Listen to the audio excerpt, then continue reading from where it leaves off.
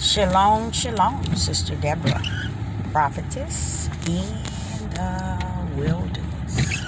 And you know what? That's all right with me. Coming again on this Deborah platform with another message. I will say this is a lovely day in which the Most High Yah has made. And I, Sister Deborah, shall rest therein. Just coming with a little something on my way over here to take my daughter to the doctor.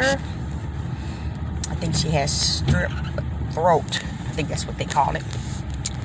So I'm going to take care of that today. I'm glad I did all my cleaning yesterday. I didn't open my store yesterday, but I'm all well. All is well. But I will say this. I notice that they are not seeing things. We are not seeing things as clear as it is to be seen. I think pretty much things are very clear today, unlike yesterday.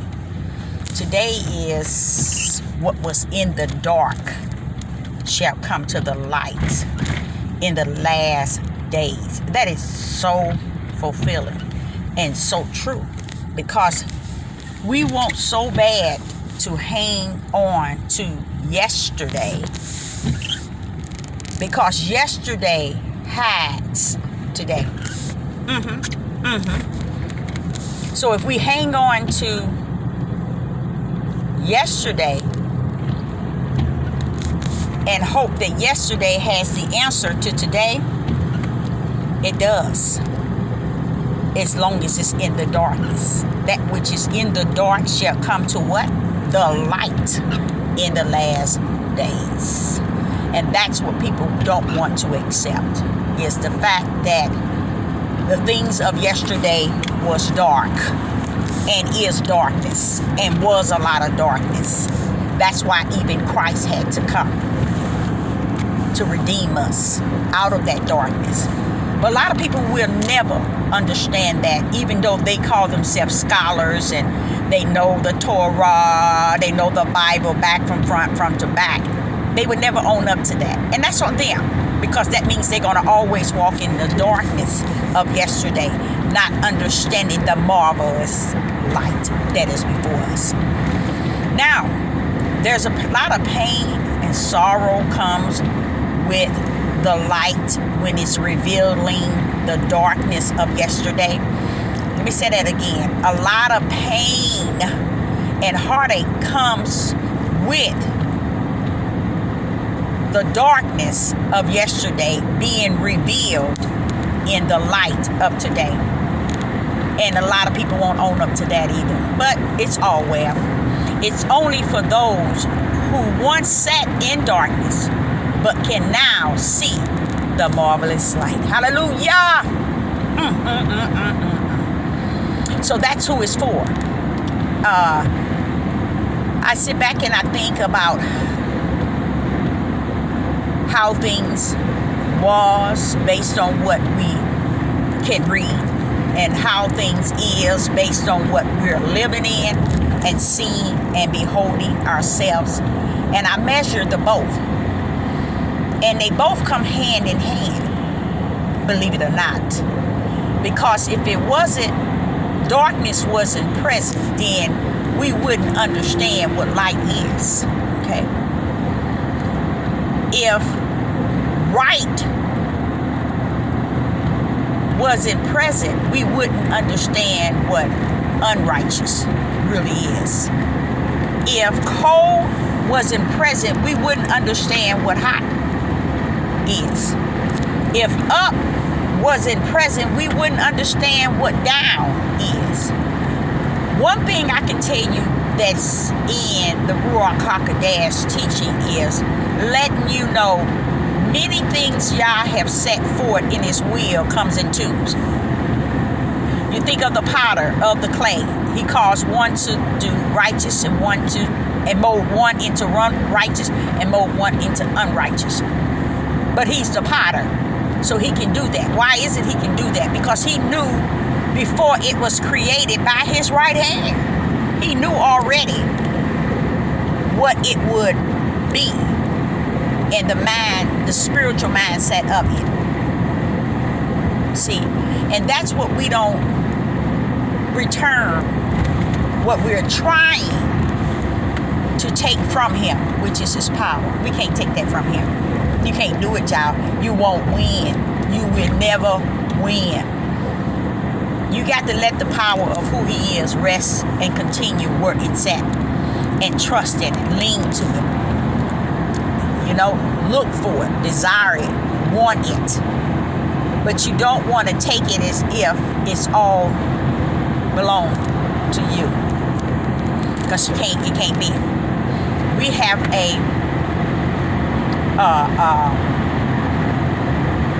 not a taste. We beyond the taste when you have the Spirit living in you. You have that power in you, okay? But it's not as great and nowhere near the power that rests within him, that is him. But we need to really understand that pretty much everything rests in the darkness of yesterday. And what today come to do is bring it to light. Why? Because it's time to destroy it. It's time. It's that day that it need be destroyed and put in order and put up under. You see? So a lot of people today who are in all kind of religions and all kind of understanding, whether, I don't care who it is that taught them. And then I sit back and I also, the reason why I don't mess with Christians is because I see the same walk coming out of the Hebrew Israelite movement. Those that under the umbrella, they got the same walk as the Christians. Their hearts are a little hardened. They got more hate. I'm going to be honest with you. Under that umbrella of a Hebrew Israelite, they got a lot of negative things that the Christian didn't, how would I say, and don't bring into their form. As they bring it, but not like the Hebrew Israelite movement. Okay, they teach it proudly. Last night I decided to let the book of Jeremiah be spoken to me, and as I listened, it hurt. And you know, it really hurt to hear Ezekiel and Jeremiah, because they sound so much like I feel. Y'all, they sound so much like I feel. Oh, they sound so much like I feel. But the good thing about it is the Father allowed me to see why my walk must stay firm and consistent. Is because they left a pattern for me. But the feeling is that I'm feeling should be heavier, because I can see it in its nakedness. And what I mean by that, I can understand Isaiah, Ezekiel, and Jeremiah in the role in which Yah have called them to. You see, and it's beautiful, but it's also spiritual painful, because you see things in its nakedness, meaning the purpose, the will, you know, to where you know that, and you have all these things and you're going on in your flesh saying, well, why would you want to have it like this? Why would it? You say these things because your spirit is seeing things in its nakedness. And the flesh can't deal with it. The flesh is trying to comprehend the fact. Why do it need be this way? You know, when all power is in the Most High Yah, and it was before the foundation of the world. So these things that we're beholding are things we saw. I mean, these things which we are beholding are things which was before anything was created. So I go after that more so than what I hear and see. I go after that, and let me tell you why. Sister Deborah go after Not so much as everything that I see, everything Isaac, Ezekiel, and Jeremiah is saying. I go after what was before that. Okay? So I go after what took place before the foundation. Ask me why. A lot of people don't understand when I'm talking. Okay? It's a lot of power in what I'm saying, but a lot of people will miss it because they're ever learning. They forever learning. Never coming to the knowledge. That's power. Because what happened to me as a young girl was he took me back and up to 99.9 on his different platforms are going from front to back. You see what I'm saying? He took me from back to front, where he taking you all from front to back. You see? And that's why you can't get it. Because what's in front of you is what you believe. What's in front of you is what you receive. What's in front of you is what you comprehend. What's in front of you is what you believe by whoever teaches you, based on what you see. But Sister Deborah wasn't taught from the front back. I was taught from the back front. That's why I can see the nakedness of Isaiah, Ezekiel, and Jeremiah. Now somebody might say, Sister Deborah, what do you mean the nakedness? When the Father started teaching me as a child, He taught me what took place before the foundation of the world. So He taught me from back and brought me up, not from up and brought me back. That means that the people that are taught from front to back, it is very hard for them to comprehend why the front is the way that it is. It's the way that it is. And the reason why is because they don't understand the back to the front instead of the front to the back.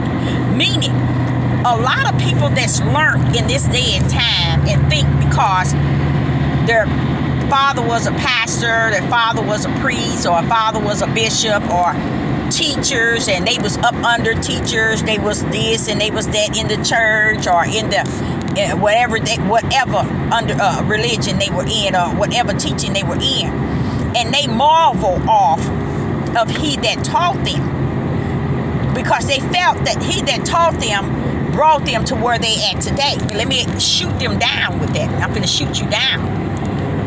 Whoever brought you where you at today, they left you there. When He said put your trust in man, He meant that.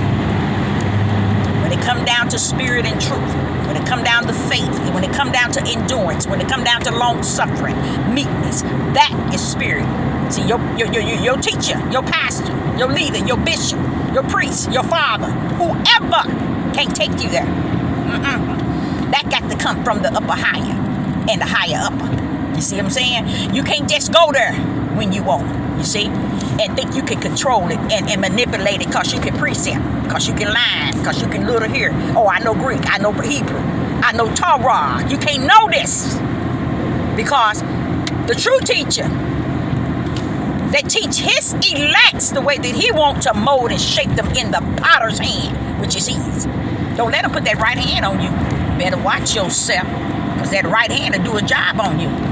But the reason why those that are taught from front to back is why we're where we at today in this newfound awakening. They are awakening and they trying to search for what is spirit and what is truth. You see, they trying to search back to understand today. To where being 4 years old and coming up back in them days, Yah was teaching me then. But He was teaching me what took place before the foundation of the world, because that holds all things. All things that what, Deborah? That is, that was, and that shall be. It holds all things. You can't hold all things from front to back. You can only hold all things from back back to front. Because he's going to show you, Deborah, before I created heaven and earth, darkness was this. You see, a lot of people, even to today, they battle with which one was first, dark or light. And they take the darkness and calling it evil because he was in the midst. No, that darkness that he was in the midst was bowing down to the king.